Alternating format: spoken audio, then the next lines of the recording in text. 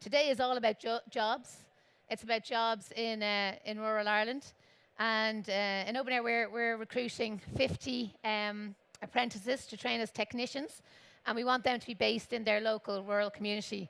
And I suppose to encourage people to sign up, we thought we'd bring our best and brightest technicians in here today and give some examples of, the job, what they do, and the career opportunities that coming in as an apprentice and training as a technician gives to you. So we have, I'm just going to do a brief introduction, and then we have a bit of a video. So if they're lying about what they do all day, we'll be able to see if it's kind of true or not. So we'll start, ladies first, with Fiona. So Fiona's been with us since November 2011. She joined on one of our apprentice schemes, and she became a national field technician in 2013 after going through the training program. And she's on our Open Air National Response Team, so her job is to help us improve our service all around the country. Next to Fiona is Andy O'Neill. He also joined in 2011 and became a technician in 2013. And he's mainly based around Kildare. I'm going to ask you the GA question in a minute as well. But it's also West Dublin, but travels again around the country. And finally, last but by no means least, we have Pat Cheshire, who joined AIR over 31 years ago as an apprentice and a technician, but is also now a qualified engineer. He did that on his journey to AIR.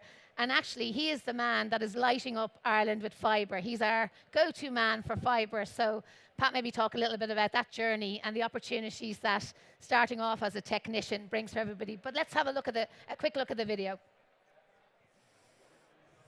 Where's he?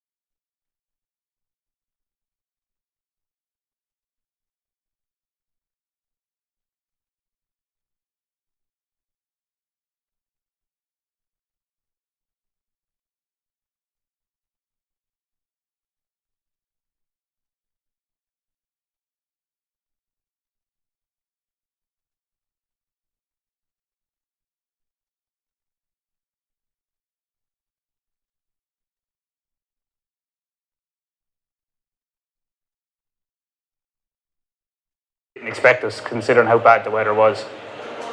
Biggest jump now is the new fibre to the home scheme, potentially 1,000 megs for customers. So it's just up and up and up. It's more technically minded people that should show an interest in this kind of a job. But it definitely is very rewarding. You're going home at the end of the day or at the end of the week and you can see what you've done. It's a very tangible thing and it's definitely very rewarding.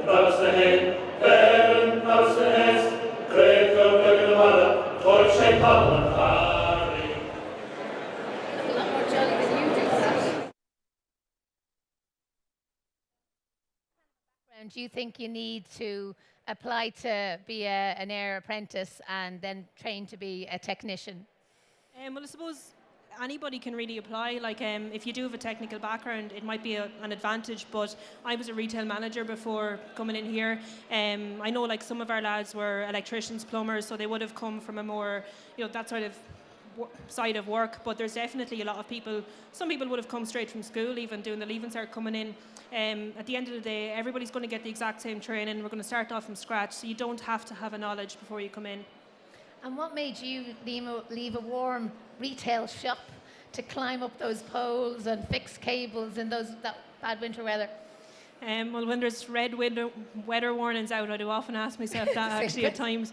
But no, I wanted something more challenging. I loved being outside. I didn't like being inside, working kind of unsociable hours, I suppose. Now, having said that, I still work the weekends here as well. But you get to go out, you see different parts of the country that you might never see otherwise, meet different people. I suppose that's probably the biggest thing, yeah. And I liked a more technical side of things as well. So Andy, tell me what's a typical day for an AIR National Field Technician? You have with the National Field Technician, you have two options. You could be working at home for me, Kildare, Dublin West, or you could be sent on deployment anywhere around the country. Based on weather or storms or the extra needs somewhere. So when there's a high fault count, it could be sent anywhere.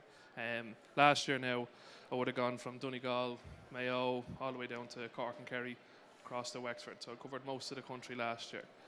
But every day is the same. You sign on, you're given your work, you do as many faults as you can, and you go home, and you can forget about your day's work. You do it all again the following day. No two jobs are the same. Everything changes the whole time. So anything from fibre problems to phone line problems, or even bringing people onto our network, signing up new customers, getting them involved as well. Okay. So Pat, obviously you started off as an apprentice, and now you're rolling fibre. You're responsible for rolling fibre all around the country. So, what's that journey been like for you? What have been the opportunities since you joined Aircom back then, or maybe was it Post and Telegraphs? Well, I've gone through various iterations. I actually just missed the Post and Telegraphs. Telecom Éireann started on the 1st of January 1984, and I started in September 1984. So I don't actually was not a member of the Post and Telegraphs.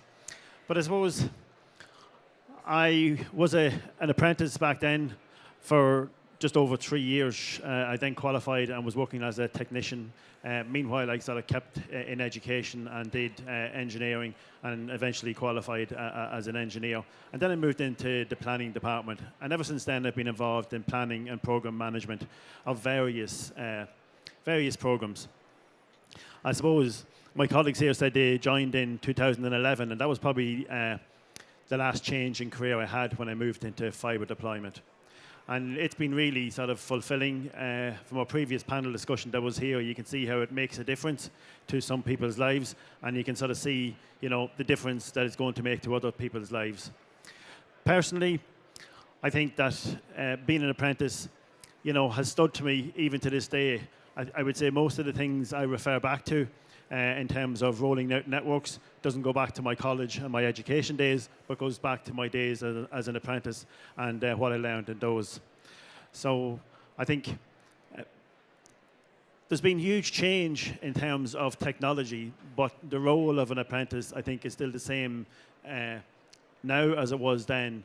And that's, getting out there, learning the ropes, and basically building a career for yourself, which can lead you in lots of different directions. Yeah, because ultimately we are a technology company, and so there's loads of opportunities with technology. And you're right, once you have that grounding and that basics, you can go and do lots, as Pat has proved. I suppose, Fiona, from your point of view, like apart from the weather and all that good stuff, what do you find the most challenging? First of all, are there many female technicians, or does that matter? Does that come up at all? Sometimes it does come up. I think there's 3 of us at the minute, apart from, there's actually in the new group of apprentices that came on there about 6 or 8 months ago, there's just 1 female in that, so we're hoping, would be delighted if more would come on. It's the same for everybody though, regardless of who you are. Like I said, everyone's going to get the same training, you do the same type of work, you're not going to get an easier side of things just because you're a girl. Challenges, biggest things I suppose, whether working in different areas that you're not used to and trying to get directions to houses, I suppose that kind of thing, knowing where the cable routes and that type of thing would be the most challenging, but there's nothing that we can't get over. It is interesting that finding the houses, and Pat made the point that because the community in Munter have done all that for us, it's great. It does make it easier because it is a challenge, with addresses and stuff in Ireland in terms of exactly where all the houses is, or is that the right house? Yeah, exactly. It really does. Yeah, it makes a huge difference. And Annie, how do customers react? Like, on the video, you guys were saying customers are delighted when we rock up on the storm, but in general, what's the interaction with customers like, and how do they react to the air technicians? Generally, when you go down there, they're delighted to see you, because potentially the longest customer was out that I got to was over 4 weeks. The house was flooded. There was nothing we could do, and the minute we arrived, we got it fixed. They're over the moon. Most customers are fine. They're just happy that you're going to get it fixed. There'd be very, very few customers you'd call to that you couldn't get fixed within a couple of hours. Between myself and Fiona, we were both up in Donegal last year. We're all giving each other a dig out, so nobody's left on their own battling against a hard fault. We all pitch in together, and they're just very, very happy to have the service back. I know it's frustrating when people have no broadband or no phone line, but the minute they see us, they'll be running out of the houses nearly, are you seeing me now, or whatever. And you call into people, sometimes they haven't even reported their fault, and you're on the road, you know exactly where the problem is. You'll just get them up and running anyway, just to get them service back. Pat, from your sort of observation of the apprentices and your journey, has the job changed much? Do you think? Obviously it was a lot of copper then, a lot of fibre now, different technology. Maybe is the job different, do you think? Yeah, I think we can answer that question on two levels. Part of it, it's very similar. I mean, houses are where houses are. Our pole network, our duct network, our cable network is where it is. And that hasn't changed when it comes to planning and building. You're clustering houses, you're erecting cable, connecting that cable. But the technology has changed, obviously, from a copper-based to a fibre-based. And I suppose we talk very sort of loosely about fibre, but fibre is something the width, the thickness of the hair on your head. And it's our job to install a fibre from somebody from the house right back 10, 11, 12 kilometres back to the local telephone exchange and maintain the integrity of that initially and also as it goes through its life. So from that point of view, it has changed. The bandwidth requirements that people require, are phenomenal. I remember when I first started as an engineer, we were connecting exchanges up, and our mission in those days was to provide 4 megabit to the whole exchange. And that kept most exchanges going with telephony. Yeah. Now 4 megs, as we again heard from our previous discussion, just doesn't cut it with anybody, Yeah. So, it's high-speed broadband, and, I mean, the desire for people for what we sell today, is unbelievable. And, long may it continue. Great. I've been given the couple of minutes warning, but I suppose I wanted to ask you all, there's people in the room today that have been at the Air stand and may sign up and the apprentice. Like, what would you say to people to encourage them to come and work in Air or in open air to become an apprentice? What would you say? What would be the words of wisdom, Fiona, that you'd give them? Talk about putting me on the spot there. We didn't rehearse that one. Oh, sorry. No, definitely. It's I love it. I'd never go back. I know I said when the weather is bad, I'd love to be maybe back inside sometimes, but it's very enjoyable. You get to do things like this. No, it's lovely. It is. You're out on the road. You're seeing people maybe who mightn't be in the best of form. They've been without service for a while, and you get to change them. Just change their situation around, put them back, and change their day for them. You're given exceptional training. The experience you get is unbelievable.